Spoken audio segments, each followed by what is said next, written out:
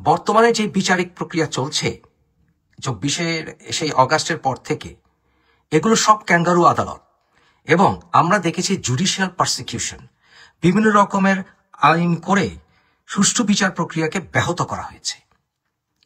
আমি জানি বিএনপির অসংখ্য ভাইয়েরা আছেন যারা নিজেদেরকে মনে করেন যে তারা নির্যাতিত হয়েছেন আওয়ামী লীগ আমলে।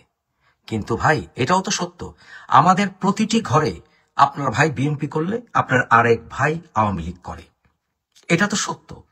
তাই সেখানে যদি আপনার ভাই বিএনপি না করে, একদিন সে জামাত দ্বারা ব্রেন ওয়াশড হয়ে যাবে। ঠিক একইভাবে যদি আওয়ামী লীগের রাজনীতি করতে না দেন, তাহলে অন্য কোনো বেঈমান দলের অংশ হয়ে যাবে সেই লোকটি। বাংলাদেশের স্বাধীনতা সমস্ত ধ্বংস হবে। 47 সালের পেছনে, অর্থাৎ আমাদের দেশ বিভাজনের পেছনে মুসলিম লীগের সবচেয়ে বড় অবদান ছিল। কিন্তু মুসলিম লীগ কেন দুর্বল হয়ে গেল? কারণ 71-এ বাংলাদেশের জন্ম হলো এবং মুসলিম লীগ থেকে মুসলিম লীগ শেষ পর্যন্ত আওয়ামী লীগ হলো এবং বাংলাদেশের জন্ম হলো। ওরা চায় আওয়ামী লীগের নাম মুছে দিতে। কিভাবে মুছে দিতে? বাংলাদেশের স্বাধীনতা 71-কে মুছে দিতে, ঠিক মুসলিম লীগ স্টাইলে। কিন্তু বাংলাদেশের 71 মুছে দিলে তো বাংলাদেশের অস্তিত্ব থাকে না। তাহলে কি হবে? ঘুরে ফিরে সেই 47 সালে ফিরে যাবে, অর্থাৎ আবার দুই পাকিস্তান এক হোক, এবং শেষ পর্যন্ত আমাদেরকে আবার শুনতে হবে ছোটা কালা বাঙালি। আমরা কি সেখানে ফিরে যেতে চাই? যারা আমরা বিদেশে থাকি বহু বছর, আমরা এখানে পাকিস্তানি, ভারতীয়, ওদেরকে রাত দিন দেখি। ওরা যতই মেরে ভাই পাকিস্তানিরা করুক না কেন, স্বার্থে আঘাত লাগলে পাকিস্তানিরা যে কি করে সেটা আমাদের মতো যারা সুদীর্ঘ সময় বিদেশে থাকি আমরা জানি। বর্তমান প্রজন্ম পাকিস্তানিদের সাথে মিশে না, ওরা দুই একটু ট্রিপ দেয় পাকিস্তানে গেলে, ওই মুসলিম ভাই হিসাবে অবশ্যই কিছুটা ভালোবাসা পায়। কিন্তু স্বার্থপরতায় আঘাত লাগলে, নিজের স্বার্থে আঘাত লাগলে পাকিস্তানিরা কি করতে পারে, এবং তখন যে আমাদেরকে ছোটা কালা বাঙালি বলে এখনো গালি দেয়, যারা ওদের সঙ্গে কাজ করে তারা জানে। ঠিক একইভাবে আমরা ভারতের গোলামও হতে চাই না।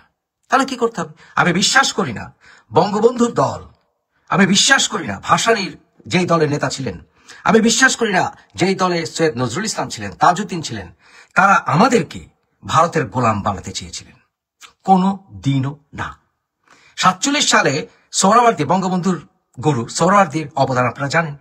সেই বঙ্গবন্ধু ভারতের গোলাম বাংলাদেশকে বানাতে চেয়েছিলেন। এটা যারা বলে তারা সবচেয়ে বড় জাতীয় বেঈমান। তাই দুটো দলকে একসাথে কাজ করতে হবে।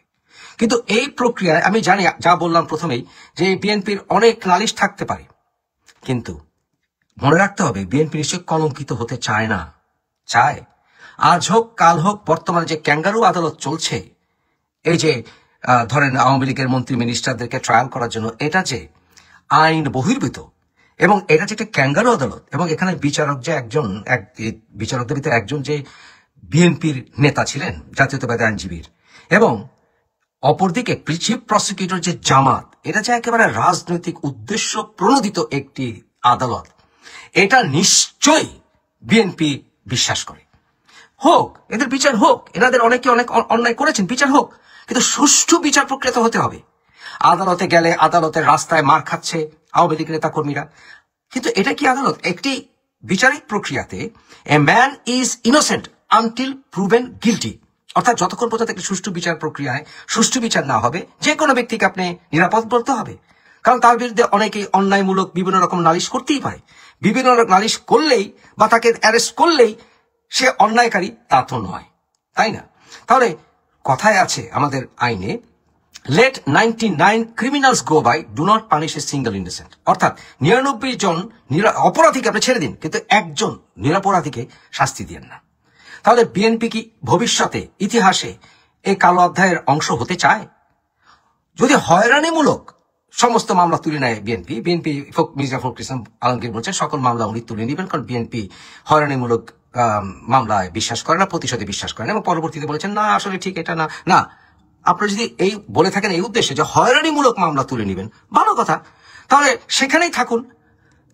এই যে ক্যাঙ্গারু আদালত হচ্ছে, যেখানে কিনা 17 তারিখে রায় হবে, আমার প্রশ্ন, আমি তো ভাই আওয়ামী লীগ করি না, আমি শেখ হাসিনার বহু সমালোচনা করেছি, এখনো করি, আমি সবার সমালোচনা করি, কিন্তু এই বিচারিক প্রক্রিয়াটা কি প্রহসনমূলক নয়? মির্জা ফখরুল ইসলাম আলমগীর এবং বিএনপির সমস্ত নেতাকর্মীদেরকে আমার প্রশ্ন, যে একজন বিচারক যিনি কিনা জাতীয়তাবাদী আইনজীবীর নেতা ছিলেন, এবং যে চিফ প্রসিকিউটর তিনি জামাতের একজন অ্যাক্টিভিস্ট ছিলেন, যিনি কিনা মতিয়ার রহমান নিজামী, গোলাম আজম এদেরকে ডিফেন্ড করেছেন, উনি চিফ প্রসিকিউটর, তাহলে সরাসরি এই বিচারিক প্রক্রিয়াটা কি রাজনৈতিক উদ্দেশ্য প্রণোদিত নয়?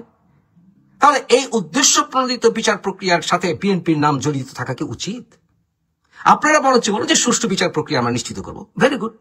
আপনারা বলুন যে পুলিশের যে হত্যাকাণ্ড তার সুষ্ঠু বিচার আপনারা করবেন এবং সকল পক্ষের বিচার হোক, বলেন, এতে বিএনপি যথেষ্ট সুনাম অর্জন করবে এবং এতে তারেক রহমানও তার ইমেজকে ক্লিয়ার করতে পারবে অনেক, এবং আওয়ামী লীগের অনেক লোক সেটাকে সমর্থন করবে। তারেকের অনেক প্রশ্নবিদ্ধ ব্যাকগ্রাউন্ড আছে, আমি বলেছি অনেক প্রশ্নবিদ্ধ। সে আমার এই ট্রাইবের অংশ, আমি ভাই ট্রাইবে বিশ্বাস করি, আমার গোত্রের অংশ, কারণ ওর বোনকে আমি বিয়ে করেছিলাম। তাহলে এখন আমার কথা হচ্ছে ভেরি সিম্পল, তারেককে যে তুই এক কাজ কর দোস্ত, তুই একটা ঘোষণা দে। ঘোষণা হচ্ছে এটি যে দেখেন, আওয়ামী লীগের বিরুদ্ধে হয়রানিমূলক সব মামলা তুলে নেওয়া হবে, সকল দলের বিরুদ্ধে হয়রানিমূলক মামলা সব তুলে নেওয়া হবে, যথেষ্ট জনসমর্থন তোর পিছিয়ে থাকবে। দ্বিতীয় হচ্ছে তুই বল যে আওয়ামী লীগের বিরুদ্ধে রাজনৈতিক মামলাগুলো তুলে নেওয়া হবে, সুষ্ঠু বিচার হবে এবং পুলিশের হত্যাকাণ্ডের বিচার করা হবে এবং যারা নিহত হয়েছে তাদের রাজনৈতিক ব্যাকগ্রাউন্ড চেক করা হবে।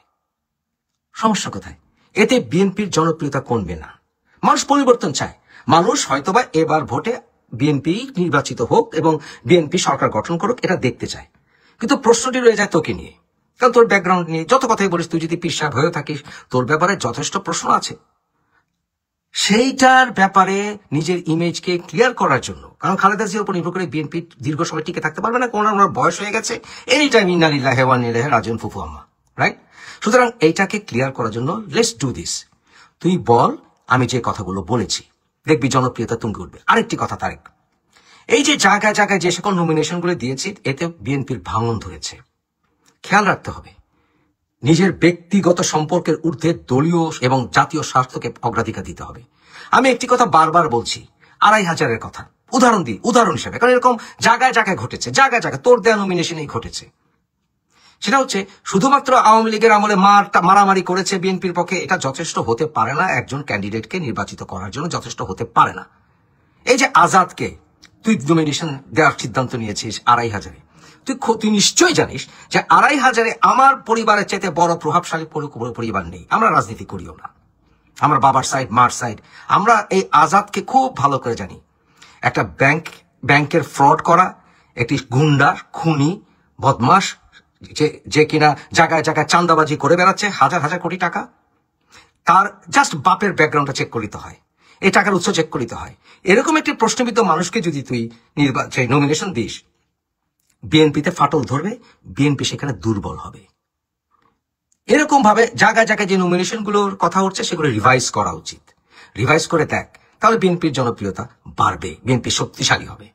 এবং মেনে নে যে আওয়ামী লীগকে ছাড়া বাংলাদেশের রাজনীতি হবে না।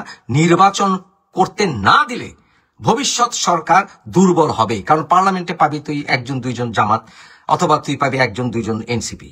সত্যিকার অর্থে এরা একটা সিটও পাবে না।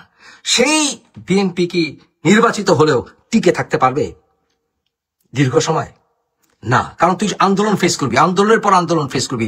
কারণ এই লকডাউনে আওয়ামী লীগ কিন্তু দেখিয়ে দিয়েছে আওয়ামী লীগ বিরোধী দল হলে কত বড় ভয়ঙ্কর হতে পারে।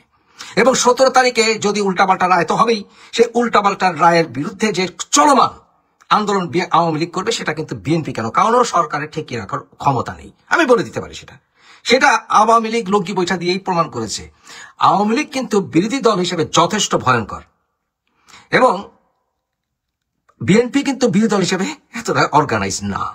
সেটা খালেদা জিয়াকে যখন অ্যারেস্ট করা হয়েছিল তখন আমরা দেখেছি। অতএব সেই বিএনপি কিন্তু অর্থাৎ নির্বাচিত বিএনপি কিন্তু আওয়ামী লীগ ছাড়া পার্লামেন্টে টিকে থাকতে পারবে না। এটা আমি এখন বলে দিচ্ছি। যেমন আমি এখনো ফেব্রুয়ারি নির্বাচন নিয়ে যথেষ্ট সন্দিহান।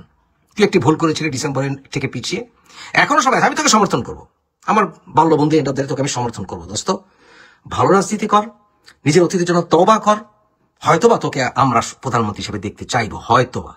কিন্তু প্রথমে আগে আওয়ামী লীগকে রাজনীতিতে ফিরিয়ে আনার ক্ষেত্রে সহায়তা কর এবং সুষ্ঠু কাজটি কর, ন্যায় কাজটি কর। নাহলে এই আন্দোলন ঠেকাতে আলটিমেটলি বিএনপি পারবে না। ফেব্রুয়ারিতে নির্বাচন হলেও সেই সরকার বেশি দিন টিকে থাকতে পারবে না। ভালো থাকিস সবাই।